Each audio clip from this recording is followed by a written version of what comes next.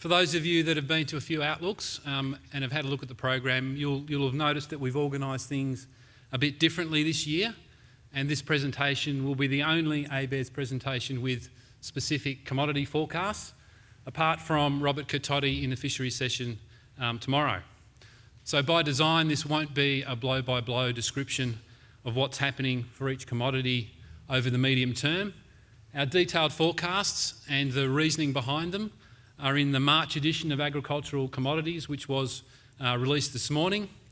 If you'd like more detail, then our commodity analysis team will be at the ABARES trade stand at morning and afternoon tea and at lunch. They'd be happy to answer any questions and feel free to approach us throughout the conference. So I'm going to quickly look at recent production and export performance before going through what's been happening to farm incomes. I'll then look at the macroeconomic conditions likely to have most influence on the sector over the next 5 years and some of the changes in China's agricultural policy settings. And I'll finish by outlining the major aspects of the commodity outlook. So let's start with aggregate production. We're forecasting the gross value of agricultural production to fall by 4% this year to $58 billion. The main driver is the poor winter crop we've had on the East Coast. This is still above the average of the last 20 years or so, and it'll be the 6th straight year of above average performance. So many will find it surprising that the fall isn't greater given the drought.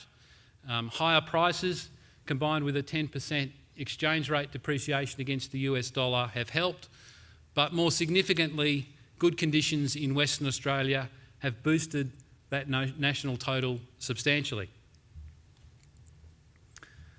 Grains, oilseed and pulses production declined 18% this financial year, but that would have been much worse without Western Australia producing its second highest grain crop ever, nearly 60% of the Australian winter crop. This comes at a time of rising grain prices, and because of drought, domestic prices are higher than international prices. Lots of grain from Western Australia and South Australia has already been transported to the East Coast feed grain market, and that's likely to continue. So we expect a rebound in the value of production next year as we assume a return to average seasonal conditions. Obviously, there's some uncertainty around that, and there's more downside than upside risk. And over the medium term, we're forecasting a modest growth to around $61 billion by 2023-24. And there's growth across all sectors. Beef cattle, barley, fruit and nuts and wool are expected to contribute most to that growth. Export earnings are forecast to fall this financial year and next in real terms before rising moderately over the medium term. This is underpinned by strong production, by strong population and income growth in our major export markets. It's worth noting that downside risks to this outcome are increasing, with trade tensions between China, our largest export market, and the United States, our third largest market, risking an income growth slowdown across Asia. So in broad terms, that's where we end up in terms of the story at an aggregate level. It's good to understand the farm income story underlying this, as it tells us how producers have managed the challenging conditions they've been facing recently and how they're positioned for when conditions improve. So obviously the dominant influence on broadacre farm cash income this year is drought in southeastern Australia, not only the direct impact of reduced crop and pasture production, but also higher fodder and feed grain prices across the country. At the aggregate level, the effect of the current drought on broadacre farm cash incomes is not expected to be as severe as previous droughts. There's substantial regional variation though. In regions where rainfall deficiencies have been severe and sustained, farm incomes are projected to fall dramatically. In some regions, this is compounding the effects of comparatively low incomes in 2017-18. Outside the drought-affected regions of southeastern Australia, broadacre farm incomes in 2018-19 are projected to remain above longer-term averages, in some cases surpassing previous records. For example, in Western Australia, average farm cash income is projected to be 30% higher than last year and the highest recorded in 20 years. And sheep industry incomes at a national level are also projected to be the highest we've seen since the collapse of the Wool Reserve Price Scheme. High prices for sheep, lambs and wool have assisted farm cash incomes in many regions, but especially in Tasmania, the tablelands regions of New South Wales, and in Western Victoria and South-East and South Australia. So let's look behind some of the farm cash income numbers to understand what's been going on and how that varies across industries. For New South Wales farms mainly reliant on broadacre cropping, there have been large reductions in crop receipts. While total costs have been reduced with lower expenditure on crop inputs and the harvesting and marketing of crops, overall reductions in costs don't go close to offsetting falls in receipts, and farm cash incomes decline sharply. For beef industry farms in New South Wales, lower beef cattle prices are projected to result in a small reduction in farm cash receipts. Increased turn-off at lighter weights has also been a factor. While expenditure on fodder has increased substantially, other expenditures have been slightly reduced in response to those lower receipts. In particular, purchases of livestock and repairs and maintenance have been reduced, cushioning that decline in operating margin. So in contrast, for farms in Victoria that have broadacre crops together with sheep and beef enterprises, the outcomes of the dry season have been more favourable on average. So the decline in average incomes from crops is mitigated by increased grain and hay prices and is projected to be more than offset, on average, by increased receipts from sheep, lambs and wool as a result of those higher prices.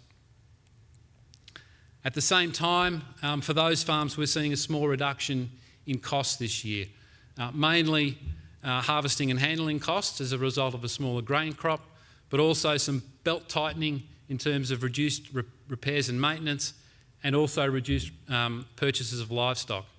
So on average, slight increase in receipts, small reduction in costs gives us a small increase in farm cash incomes. Dairy incomes have fallen substantially, down 44% on average due to lower milk production and greater expenditure on purchased feed. More significantly, dairy farm business profit is negative and the second lowest in 20 years.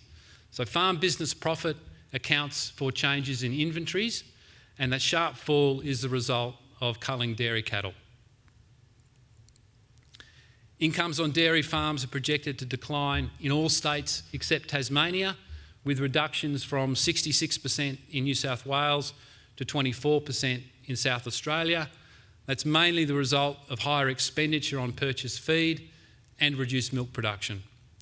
The trend towards more intensive feeding of cattle means that many dairy farms are now more exposed to changes in the price of hay and feed grains. You can see how cash operating margins for dairy farms have shrunk. This is an example for New South Wales, but the same applies elsewhere. Compared to 2016-17, when receipts were similar to this year, fodder expenditure increased on average by $108,000 per farm to nearly $350,000 this year. In contrast to sheep and beef producers, dairy producers haven't enjoyed a recent period of sustained above average prices. So the effects of reduced earnings are likely to be more difficult to cope with. This shows the proportion of milk production covered by all cash and finance costs. So ideally, receipts would also cover depreciation costs and there'd be a return to unpaid family labour. Certainly that's what you'd want to be doing in the long run. In any case, since 2001, an average of 77% of milk produced has covered cash and finance costs. So 23% of milk produced hasn't covered those costs. This year, we're projecting 36% of milk produced won't cover cash and finance costs. Farmgate milk prices are expected to remain around current levels over the next year or two. So there's scope for dairy farm incomes to improve substantially with an improvement in seasonal conditions. For irrigated dairy farms in the Murray-Darling Basin that rely on purchasing water each year, a return to average seasonal conditions will help lower costs and improve profitability. But as we'll discuss in the water session tomorrow, structural changes in the demand for water, particularly the increase in demand for water from perennial horticulture, mean there are likely to be less years in the future with relatively low water prices than there have been in the past. And that's going to be an ongoing challenge. Conditions over the last year have been very difficult on the East Coast, but we shouldn't forget that recent returns have been good. The recent period of comparatively high farm incomes has underpinned strong growth in rural land values and generated positive rates of return to farming. Industries focused on cropping and sheep have generally performed better in this period, largely reflecting favourable commodity prices. And we need to remember that within each sector, there's a good deal of variation around these averages. So in beef, the average is 4%, but this ranges from 2.6% for small farms up to 9.2% for very large farms. And the size-performance relationship you see here is consistent across all industries and reflects a number of factors, including increasing returns to scale, greater access to better technology, and greater management skill. And it's for this reason we expect the historical trend of increasing farm sizes to continue. So I'm going to look at some of the highlights of the commodity outlook in a minute. Obviously, a big determinant of what will happen to farm incomes. But first, it's useful to look at some of the major macroeconomic trends that will be most important. Global economic growth is expected to slow to average 3.4% over the medium term, compared to growth of 3.7% in 2018. Advanced economy growth is assumed to return to potential of around 1.2% a year after recent accelerated growth, particularly in the United States. Growth in emerging Asia, which now accounts for 35% of the world economy, is projected to slow as well, but is expected to remain high at 6% or more over the next 5 years. In the absence of negative shocks to global growth, the Australian dollar is assumed to gradually strengthen to 74 US cents over the medium term. Significantly, for Australian producers, incomes in our main trading partners are assumed to increase an average 3.8% a year. These economies have strong potential over the next 5 years, especially China, India, Indonesia and Vietnam. So this slide just changes the width of each column to represent that country's share of Australian exports. And you can see that this beneficial outlook is heavily weighted towards China, currently accounting for 25% of our exports. So China is now as important to Australian agricultural exports as Japan was in the early 1990s. We know that China's food demand will keep growing and consumption will move towards more Western-style diets with higher intake of dairy, beef and sheep meat and fruit and vegetables. It's important to understand that China's agricultural policy is changing and that will also shape opportunities for our exporters. Not only is China a major agricultural importer, they're one of the world's top producers and exporters. The emphasis on China's agricultural policy is now on supply-side structural reform and the revitalisation of rural areas. So key changes include a set of initiatives to increase production and productivity. So industrialising agriculture, increasing farm sizes, emphasising specialisation and improving crop quality. Increasing beef and sheep meat production has been specifically identified, as has improving food safety. The Chinese government have also said they'll look to use international markets to complement domestic supply. The conditions they place on this are a watch point. China's taking an increased interest in trade-related policy measures like anti-dumping in agriculture and also in diversifying import sources. We've had a look at what the policy changes might mean for meat, dairy and grains. The improvement in food safety standards is expected to boost China's import demand for meat from countries like Australia that can readily comply with higher standards. For dairy, China is aiming to increase milk production by 6% and dairy product production by much greater 28%, which should support increased imports of milk powder. On the grain side, things aren't so clear. China aims to significantly improve not only its own grain production, but also livestock production. So the net result of that policy change on its own is uncertain. But we can be reasonably comfortable that the underlying increase in demand will still see imports continue to increase. So turning to the commodity outlook, major crop prices are expected to remain generally low, driven by ample supplies from major producers.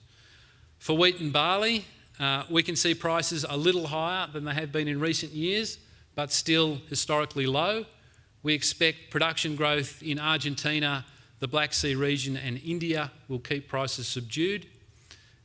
Oilseed prices, including canola, are expected to remain low given expansions in area in major soybean producers, so Argentina and Brazil, and also higher rapeseed production in Canada and the EU.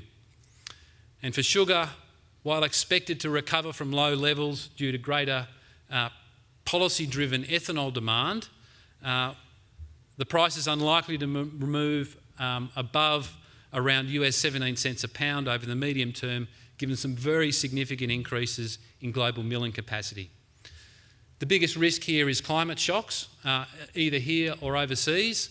The likelihood of negative shocks seems greater than positive shocks, meaning the balance of risks is to the upside for prices, but price increases tend to be temporary, as you can see from the chart. This is also the case for livestock and dairy production, although that is tempered by livestock demographics spreading impacts over a number of years. Beef prices are expected to continue falling from historically high levels of the past few years because the US cattle cycle's peaking, increasing competition in our major export markets. But we think prices will remain reasonably high in historical terms. Lamb and wool prices are also expected to come down from record high levels, but to stay relatively high, supported by very strong export demand, principally China. Pork prices are expected to remain low over the medium term due to a very significant expansion in domestic production in recent years. Pork also faces greater competition from chicken meat, and we're expecting per capita consumption in Australia to fall. We don't see much upside for Australian milk prices. All major dairy exporters are forecast to increase production over the medium term, while Australian production is forecast to fall. The clearest risk to exported livestock products is an economic slowdown across Asia, and a continuation of the current trade dispute obviously increases this risk. We expect that cattle sale yard prices will fall over the medium term but remain at relatively high levels, meaning that cattle grazing and feeding is expected to remain profitable. This provides an incentive for the Australian cattle herd to rebuild. Of course, that is conditional on an assumption of seasonal conditions returning to average. We've done some scenario modelling to look at where the cattle herd numbers might end up. A run of good years could see 30 million head in 5 years. On the other hand, a run of poor conditions could see something a bit below 25 million. So to briefly summarise, farm incomes were impacted significantly by drought. This was much worse in some regions than in others. At the sector level, dairy has been the most affected. A return to more normal seasonal conditions will see a sharp rebound in incomes in the eastern states. Of course, this will require good rainfall. The general demand outlook's pretty good, although there will be substantial competition from traditional and emerging competitors. This has always been the case, but competition seems to be increasing. This will limit growth in prices for most crops and for dairy. For livestock, the price outlook's brighter, with prices for lamb and beef expected to remain above historical levels. We expect herd and flock rebuilding to continue once seasonal conditions allow. Just a reminder, if you want to talk about something in more detail, or if there's something you're interested in that I haven't covered, please come to the trade stand and ask a question, or catch us around the conference over the next few days. All of our commodity forecasts and farm performance information is available on the website. Thanks for your time.